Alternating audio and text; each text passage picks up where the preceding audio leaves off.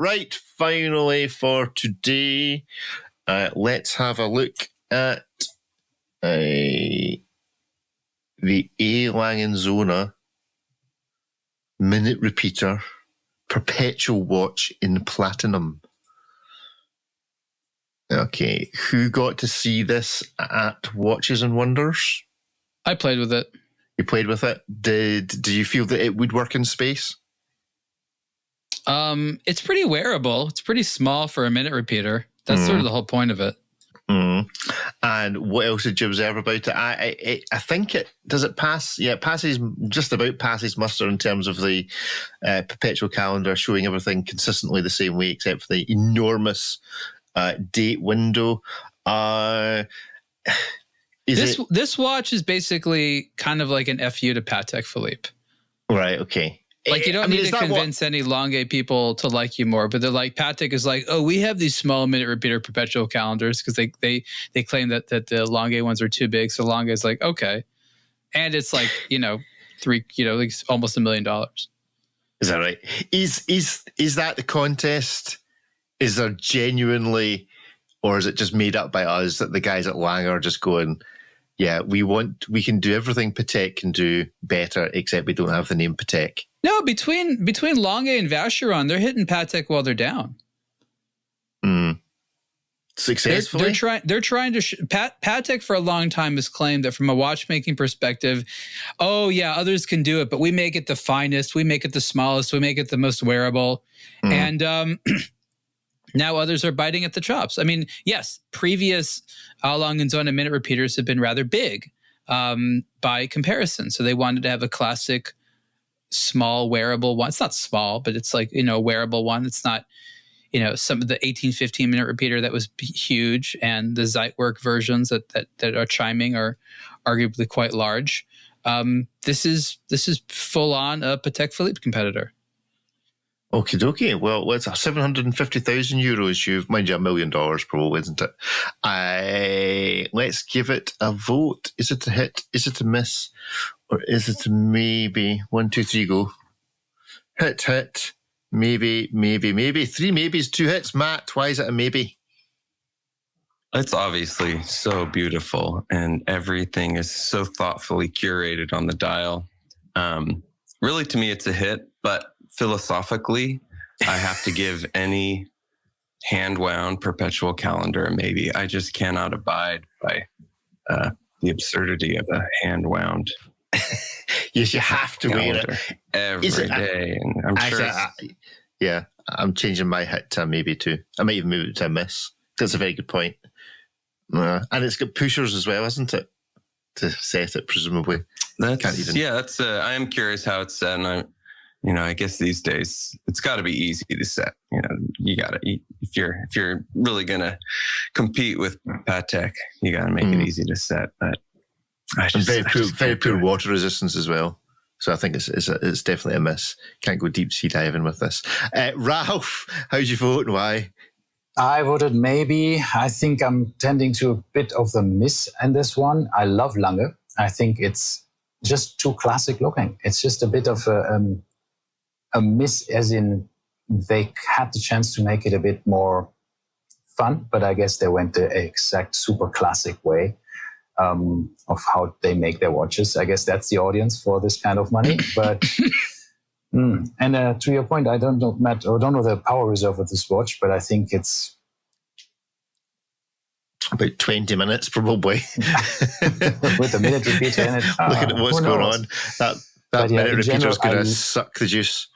Yeah, I love Lange, and I think the design is generally lovely.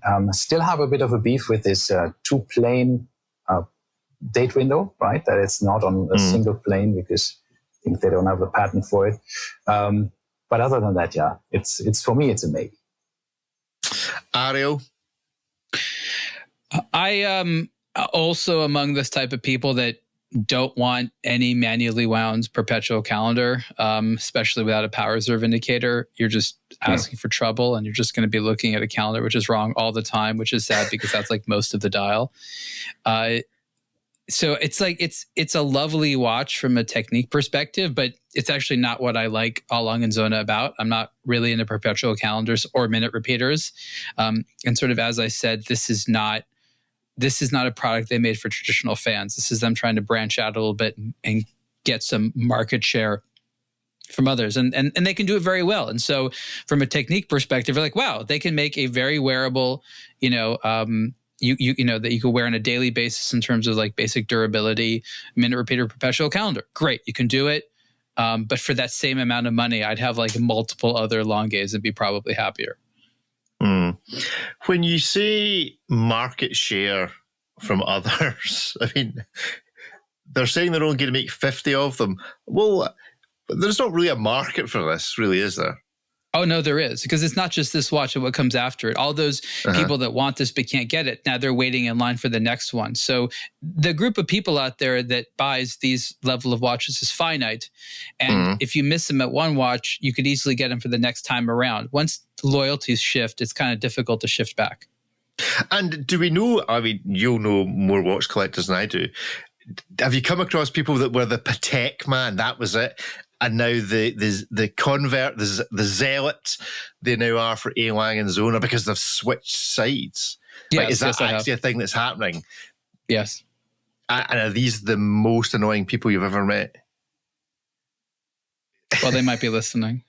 I'm just curious as the process. Somebody's bought Pateks all their life, and do they move to A. Lange & Söhne because it is a better watch, or because they can get it? Or look, super fans demand Hmm. a ton of attention, and they become super fans because the brand treats them nicely. Over the last several years, the reports from a lot of Patek buyers, longtime buyers, is, oh my God, Patek has gone from treating me nicely to just treating me like some other schmuck that's trying to buy one of their watches. Right. And they've gone from being super fans to like enemies. You know what I mean? Like the crazy ex-girlfriend thing. So it's not like they're just like passively like, okay, I don't buy that from you. They're like, I used to love that brand. They were great. Then they wronged me, and I'm going to let everyone know for the next 5 years. Right. So okay. I there's a real sense of that happening rather than just like, oh man, Lange. I mean, I'm a Patek person, but I got to hand it to you. You really outdone them. Like, that's not so much going on as much. Right. Okay. So that's what I'm getting at. So there's the people who make the move because they appreciate it better, but actually it's a mixture of being put off Patek and they're being pushed and then eventually pulled by the product that exists at A. Lange & Söhne, but they're actually leaving not liking Patek rather than just going, oh, this is a better watch and I can get hold of it and like this. I think Lange has internal pressure not to only make expensive watches, but to make more expensive watches because they're not going to increase production. They obviously want to make more money. I think that they're trying to see what they can get away with at this price point. And it's a good place. Obviously, they haven't started here, but it's a good place to do something super classic where you could like change the name to Patek on the dial and nobody would be like, what's that? Yeah. And do A. Lange & Söhne have a future doing this within Richemont Group? Let's find out. Going much more expensive, much more limited. The Odysseus, the sights were set on the Nautilus. Like they're obviously like a shark circling around Patek. Okay. Ripley, how did you vote?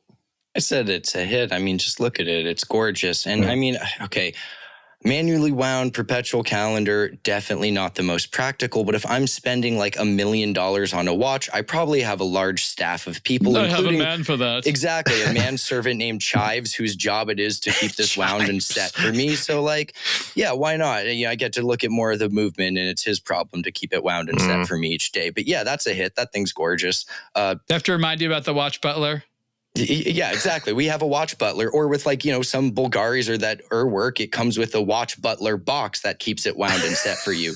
In this one, you just have the old school version of just some man on staff for you. But yeah, this thing's gorgeous. It's pretty. The world's newest technology, winding the world's oldest technology. I mean, maybe there is a watch. Has there ever been a watch winder designed that actually winds the watch as opposed to makes the automatic movement spin? Yes. That Bulgari ultra thin thing has this box you put it into that both like winds and sets it because there's no crown. It's just like a gear, exposed gear on the side, basically.